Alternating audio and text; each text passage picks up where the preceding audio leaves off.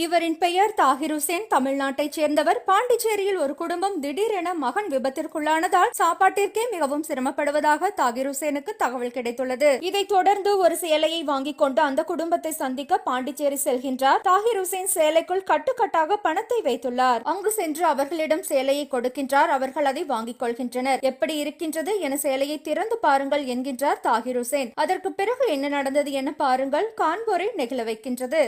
எனக்கு சாப்பாட்டு பிரச்சனை தான். என் பிள்ளைங்க நல்ல சாப்பாடு இல்லை, அதுங்க நல்லா சாப்பிட்டு ரொம்ப நாள் ஆச்சு.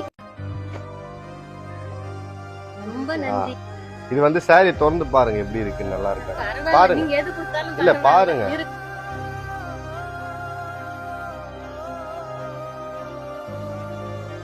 நீங்க அதெல்லாம் பண்ணக்கூடாது. அம்மாடி ஐயோ, நீங்க அம்மா மாதிரி எனக்கு. அதெல்லாம் நீ பண்ண, நீங்க அம்மா மாதிரி எனக்கு. சரிம்மா, உங்க வாழ்த்து போதும் எனக்கு. காலைல யாரு காலையும் விடக்கூடாது.